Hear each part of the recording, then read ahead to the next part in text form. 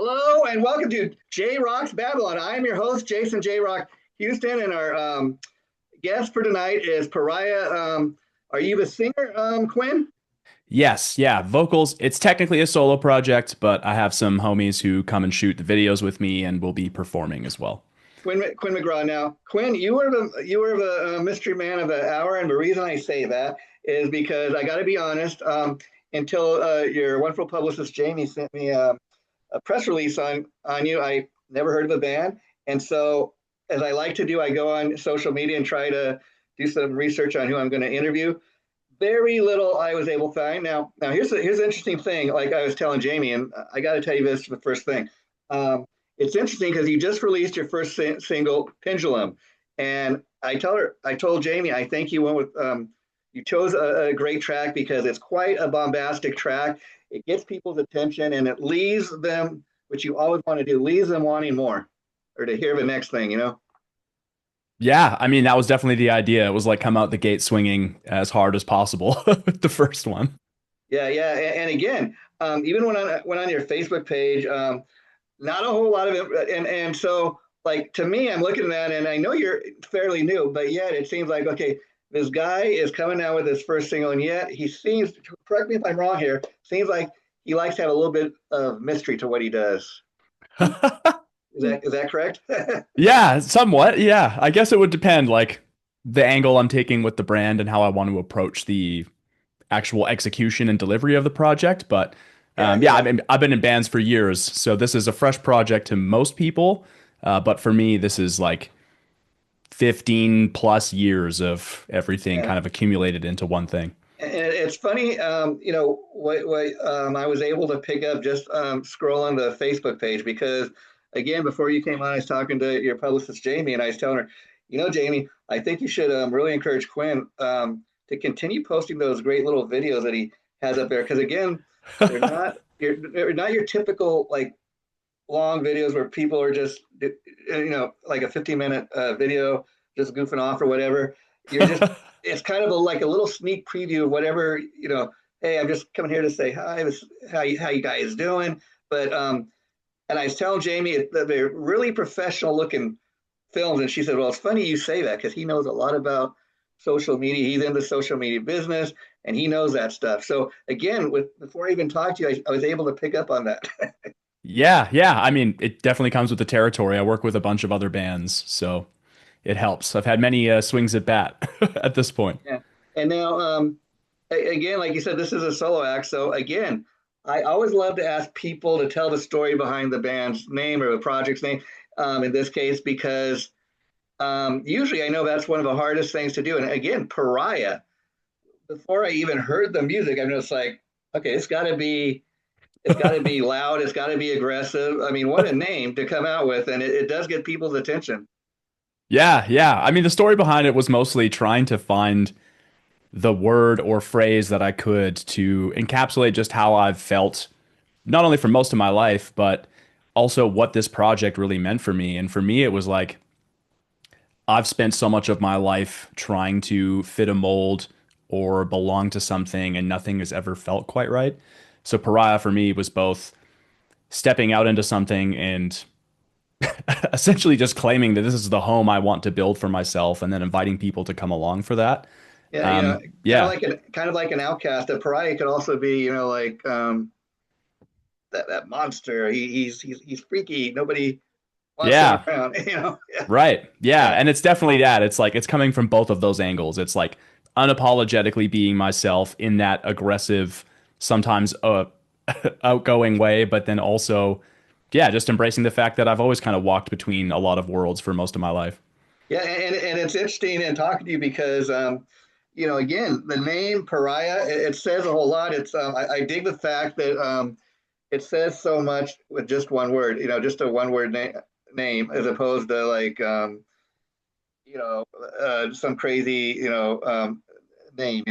It just you say so much with one simple word. And at the same time, in talking to you, Quinn, you are so soft spoken. So you might expect Pariah to come out like dressed like a monster or something. I don't know.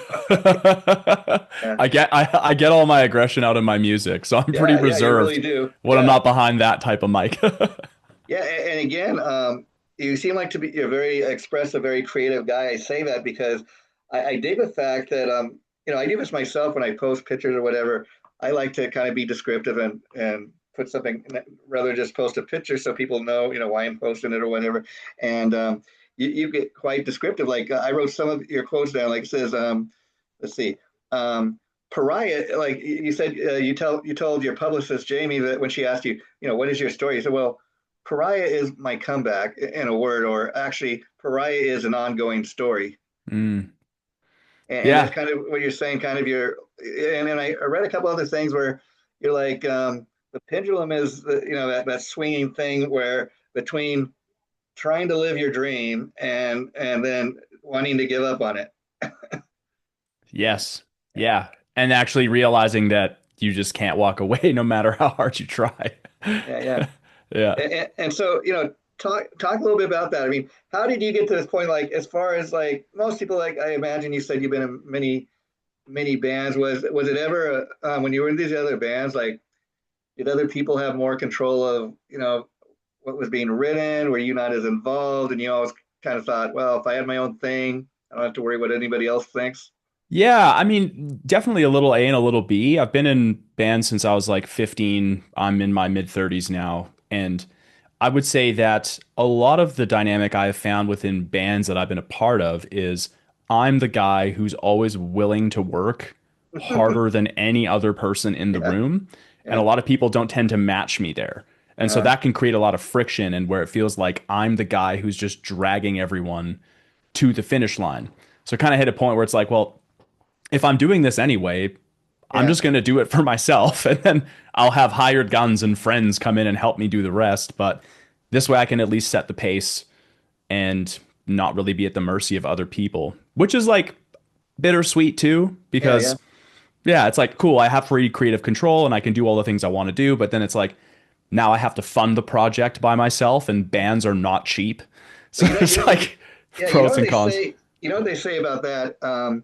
You know, as far as you know, probably be the guy to put the money in for a project. That's true, but at the same time, if you're successful, it all goes back into your pocket. And you don't have to share it with anybody. Yeah, that's kind of it. It's like it's a little harder up front, but the long-term benefits is usually there. Yeah. And so, since Pendulum is a debut single, and that's all we've got so far, talk a little bit about what went into creating the song, writing it. Talk about, how you got the idea for it, and ultimately to it's out now. Yeah, yeah. I mean, this one was literally the song that started the project. So I was at a point where I had just moved to a new city and I had met some guys and we tried to fire up a band and everyone was saying all the right things. And then it just kind of played out as a similar story where it wasn't really a fit. I felt like I was the guy working the hardest and I was at this crossroads in my life. It's like, okay, well, I'm in my mid 30s. Okay, wow. Like, now what? So I've been doing music. Hey, you're still young. Let me tell you. Oh yeah, no, I know. I got plenty of runway, but Good. having done this for so long and feeling like I've never really been given an inch for all the time I've put into it, Yeah. it just really hit me. And instead of bailing on it, I was like, I'm just gonna do this one last time. I've tried solo music in the past, but I'm just gonna go all in. And I hit up my friend Landon, who's a wicked songwriter. He has a project called Held Dear. Highly recommend you check him out. Okay. And I'm like, hey man, I don't have any of my gear. I sold most of my instruments just to focus on vocals, but I need to start writing songs again. So help me out. And he sent over an instrumental and we started workshopping it. And before long, yeah, the sound and Pariah just came to life. And were you always a singer, or was it more of a case like, Bass well, player and a drummer. wow, so Yeah. you're a rhythm man? I have been the rhythm section pretty much most of my life. And now here's a funny question: do you have a preference? Like, I think it's cool that you can do both because it gives you a better understanding of the music and what other musicians are doing. But like, if you given a choice, would you rather play the bass or bang on those drums? Oh, that's tough. Yeah, yeah, I've done both a long time and I've done both in multiple live settings. Drums is just like playing sports about your feelings. So depending on the day, drums are yeah. going to be a good fit. But bass is fun live because you are shaking the stage with all of the power every That time you groove, play. right? Going through you. Yeah. Yeah, yeah. Yeah. Bottom line. And now, how about being a singer? Like, have you done it live yet? I mean, as far as getting up there and singing your stuff live. Yeah, so the one band I was in for about 8 years or so called Living Machines. It's like a prog metal, prog Okay. hard rockish band. I cut my teeth singing a lot in that band. So I was doing bass and then clean singing for a lot of the choruses and some of the verses. And then screaming is new-ish. I Yeah. have another project called Pale Sky, and that's just Okay. like a passion project with a couple buddies. And that's where I really cut my teeth on screaming. But that was the first band where I put my bass down Mhm. and my drumsticks and just Yeah, picked up a yeah, mic and tried yeah, the frontman thing on. yeah. Yeah, so I've been doing vocals for a long time. Screaming is still something I'm working a lot at and learning about. It's this whole other world, and you never really master it. Same with singing, but And like, what was that transition like for you to become a frontman? The reason I ask is I talked to a lot of guys over years who maybe they're a bass player, a guitar player, and that's how they get their start. And then maybe down the line somebody says, you know what? I've ever been in the band. You have the best kind of sounding voice, so we're gonna have you be the front man. And again, it's quite a transition because now, in addition to playing your guitar riffs, you got to also maybe write the lyrics. You got to also communicate with the audience, be the front man. I think at that point you realize because you are the front man, all eyes are on you. yeah, well, I mean, my parents have always said that I've always been the front bassist because even Yeah, if I was playing bass and singing, like I'm still right at the front. I'm throwing myself around. I'm diving off the stage. So it's like for me, it didn't feel like much of an adjustment. I've always had that kind of energy to me, yeah, but yeah. just fully embodying it now, I guess would be the best And way I to put it. imagine it's great to be able to not only sing your own songs, but to write them because I can imagine you could write these songs for anybody to sing, but being that they're your songs, you have a much better idea of how you hear them in your head or how it should Yeah. sound. Yeah, I mean, in Living Machines, it was a lot more of a collaboration where if there was screaming parts, I would help write some of those patterns. If Yeah, it was lyrics for a particular album, like the screamer, he would write some of the lyrics, but I would figure out melodies and we'd go back and forth. But it definitely feels like the most me musically yeah, now yeah. to just And I'd really imagine push into too, this. maybe you'd be a little more critical of another singer singing words, to your songs. Yeah. Yeah, yeah, can be the case sometimes. I've done some ghostwriting, and it's always interesting sending it off and then hearing the other person do their thing with And when it. you do it, I was curious because a lot of times, that's a great way for musicians to, get session gigs or, especially if you're looking to make some money on the side. But what's it like to go in maybe and, you write a song for somebody else, not even with yourself in mind. And then you're like, wow, look what they turned that song into that I wrote. Yeah, yeah, it's cool, man. It's honestly one of the coolest things. And like when you write a song, you hear your idea of the song in your Yeah. Yeah. head, but then when you put it on the plate, someone else looks at it and they see something completely different. And Yeah. that's where Yeah. the magic can happen, where it's like, oh, hey, try this. And it's like, oh man, I never even thought of that. That's sick. Yeah. Yeah. So, yeah. Or I, it's I like, would, hey, I actually don't like that at all. yeah. You Yeah. just never know. Yeah, I would imagine, even having people interpret what your songs are about. Fans coming up and telling you, "Hey, I really dig the song Pendulum." It remind me of going to my first rock concert or whatever. And you're like, "Well, that's not what it was about." But man, if you got that out of it, great. Yeah, Yeah, actually, when I was in a band some years back, the vocalist was saying that he intentionally didn't explain to people in interviews what his lyrics were about because he yeah. didn't want to paint a song in a particular picture. It was like, Wow. Yeah, hey, man, like I have the thing that I see or I wrote this song about, but I don't want to limit it to just that. So if you hear my song and you hear maybe something you're going through, that's awesome. And that yeah. song can be for you in that way. And, it's interesting listening to the song Pendulum. I mean, I don't know if it was, but it's really quite aggressive, and it Yeah. sounds quite like maybe this is I want to say rage, but something out of this guy's a page out of this guy's life. It's rage. Oh, Yeah, yeah, yeah, it's cranked up to 11, man. yeah. But I love that. I love that for a simple fact that like just talking like again, you're so soft spoken, but the I guess you have that side of you, like you got to let it out. Yeah, and you're getting it Yeah, out. I have like a dog, two cats. I Yeah, play Warhammer. I have a wife. Like yeah. I'm a very Every reserved day. dude when I'm Yeah, not in the yeah, booth. yeah, yeah. I mean Yeah. and so what are your plans as far as we only are one song into it, I get it, but is the plan to like maybe do like an EP or a full length album, go do live Yeah. shows? Yep, do an EP. EP's done. Rolling out the next song in a few weeks. Um, and then from there, yeah, live shows. I'm already going to start digging into writing some new stuff already. Start rehearsing for performing sometime over the winter. I'm going all in, building out a merch line next. Like this is it for me. The EP's called Swan Song, so the band is like it's all or nothing. This is the time. Yeah, I don't know if you even realize Swan Song is kind of like a Led Zeppelin reference there. Oh yeah, I grew up on Zeppelin and all the Oh, that's cool. classics. That's cool. I Yeah, love man, that. Yeah. big fan. Yeah, Zeppelin is that was my gateway. So let me ask you, Quinn. Now, the other songs on the EP, when that comes out, are they going to sound similar to Pendulum, or are you going to have all kinds of different sounding songs? I think the best way to explain it is that Pendulum gives you a taste of everything else on the record, Uh, and then the rest of the record is going to lean into different things. So one song is just straight heavy the whole time. yeah, yeah. The other one's a bit more melodic, and then there's going to be one that's kind of like a slow ballad into a big build. Oh, that's beautiful. I love Yeah. that. I mean, even look at a band like Metallica. They can do something like Ride the Lightning, and then Nothing Else Matters.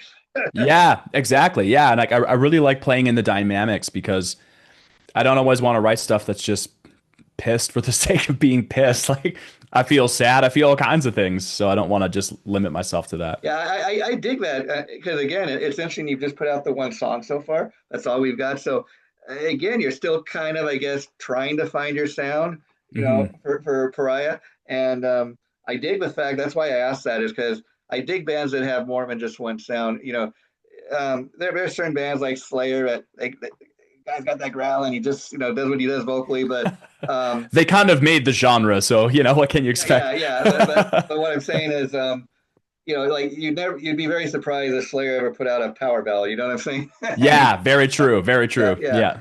And but yet it's cool that even as a writer, I think that you're willing to do that and kind of surprise the audience maybe because I could imagine an EP that starts off with Pendulum and then you get to that ballad on oh hey that's quite a different side.